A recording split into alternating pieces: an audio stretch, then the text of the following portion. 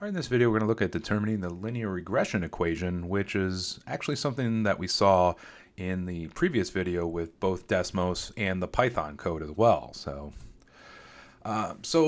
in our last video, we looked at determining the value of the linear correlation coefficient, or R.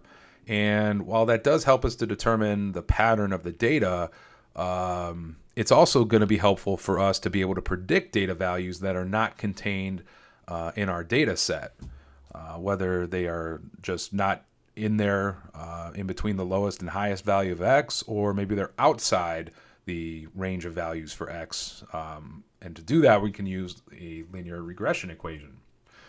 So we can create the least squares regression equation, and for this section called the line of best fit, which is going to minimize the total square distance each data point is from our line. And in previous math classes, in your algebra classes, you looked at the slope-intercept form of a line as y equals mx plus b. And when we talk about regression, we use this little hat above the y, and this is read y hat. So y hat equals mx plus b is the least squares linear regression equation. So here we have 6 data points, and also the line of best fit for this data set as well. Now, truthfully, there are an infinite number of lines we could draw to help describe this data set and use to make predictions. So we could maybe, let's say, connect the first and last points and draw a line there, or maybe connect these 2 points here, draw just an infinite number of lines. However, if we look at how far away each data point is from the line that we draw, which we call a residual, so this point right here is above the line, and this black line here is called a residual. Positive residuals are data points that are above the line. Negative residuals are data points that are below the line. And zero residual would be a data point that actually is on the line. If we look at the positive residuals and then compare them to the negative residuals, much like with deviations from the mean, the sum of the residuals is going to equal 0.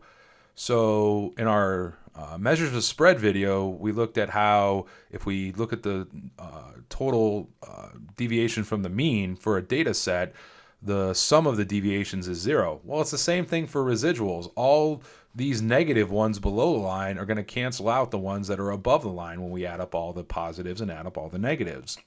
So just like we did with deviations from the mean, we're going to square the deviations, or we're going to square these residuals so that these negative values don't cancel out the positive values.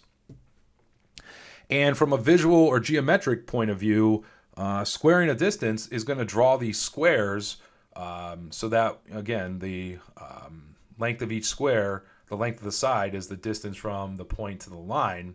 And again, we look at calculating area of a square as length times height, or base times height, or side, take a side and square it.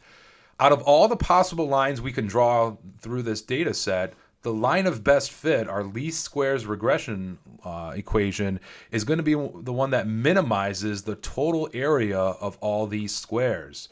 So if we drew a different line, let's say we drew a line, let's say way up here, then that's not going to give us our minimum total area of all the squares if we connect all the points to that line that's way up here.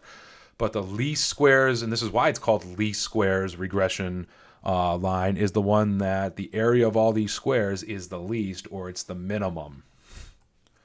So good news is we're going to be using technology to find the equation of that line of best fit. We saw that again with Desmos and with Python in our previous video. But in order to keep some mathematical credibility, I'm going to show you the formulas, some formulas rather, for calculating slope and y-intercept. So there's different interpretations, and some formulas are easier than others. Here, I believe, are the easiest to understand formulas. So our slope of our line is our linear correlation coefficient, r, that value of r that we looked at in the last video, times the ratio of the standard deviation of the y-coordinates to the standard deviation of the x-coordinates. So we take our value of r and then multiply it by the standard deviation of our y-coordinates divided by the standard deviation of our x coordinates, that gives us our slope for that linear regression equation. The y-intercepts, the easiest way I can show you the y-intercept value is take the mean of your y-coordinates and subtract the slope that we calculated here times the mean of your x-coordinates. So for this particular interpretation, to get the y-intercepts, you need the slope. So calculate slope first and then use that to help you with the y-intercept. But again, we're going to be using technology to find the equation of the line of best fit. So example 2, find the least squares regression equation for the following data set. And this is the same data set that we used in example 1a. So if we pull up our Desmos for that, here's our equation. It also gives us our slope of about 1.95 and our y-intercept of about 4.65, rounding to 2 decimal places. So our equation, y hat, is 1.95x plus 4.65, or however many decimal places you're supposed to round for that particular problem that you might be working on. Now, Desmos can also give us what's known as a residual plot. So if we press this plot button here, notice all these red dots now that just appeared. This is calculating the residual, or how far each of these data points, these y values, are from the line itself, from the line of best fit. So for instance, we have this point right here is above the line. It's very close to it, so it doesn't have a very high residual. This is our last point, I believe here. Or no, wait, it would be our this point right here, 9.2 and 22.9. This has a smaller, pretty small positive residual. So the residual plot uses the x-axis, and because it's above the line, it's about 0.28 units away from the line. So the residual plot is about 0.28 units above the x-axis. So this right down here is our residual plot, which we can also use to kind of determine how well the data falls onto the line. So if all these points are really close to the x-axis, these residual plots in red, then our data points are pretty much going to fall into line the closer these are to the x-axis. As far as the Python code goes, we should get the exact same thing. It's going to be below our scatter plot. So here's our slope. Here's our y-intercept. So again, if we want to take that route, we can as well. So here's our scatter plot with the regression equation plotted as well. Now, let's use that regression equation, the y hat equals 1.95x plus 4.65, to predict the y values we're going to get from each x value, or predict the response value from the explanatory value. So here we have x equals 6.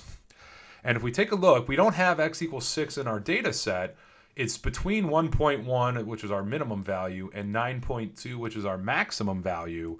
So because our value that we're looking for is between the minimum and maximum values in our data set, finding its y-coordinate is a process known as interpolation. So this value of x is between our lowest and highest values of x in that data set. So finding that y-coordinate is called interpolation. Interpolation, the value is inside, the x value is inside the data set. So to do that, just take our regression equation and plug in x equals 6, and we get about a predicted value of about 16.35. So our predicted value when x equals 6 is y equals 16.35. So now, suppose that, okay, we have that predicted value of 16.35, but let's say that when we actually observe it, we get an observation of x is 6, our actual observation value is 16, not our predicted value of 16.35. So the residual, which we'll denote by the lowercase Greek letter epsilon, is found by taking the observed value and subtracting the predicted value. So just as like with deviation from the mean, this is our observed value, our value we have in our data set, minus the mean value or the predicted value. So it's a little bit like that, but again, we're not just strictly using mean here. So 16 minus 16.35 is about a residual value of negative 0.35. So a residual value of negative 0.35, negative means that our observed value is below the predicted value, so it would be below the line.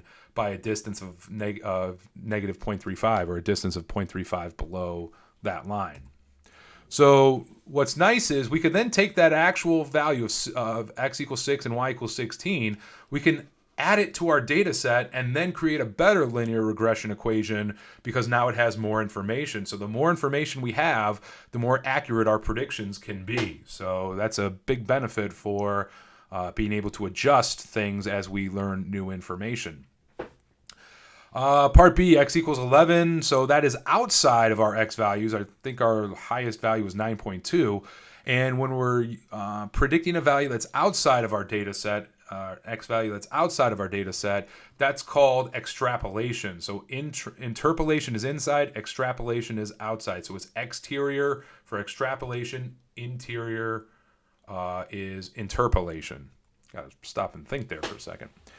So our predicted value, take 1.95 times 11 and then add 4.65 to it. Our predicted value is 26.1. So again, we could possibly get an actual observed value, which may or may not be 26.1. We could adjust things as we need to. And then again, the more information we have, the better our predictions can be. So, all right, that about does it for this video. Thanks for watching. I'll see you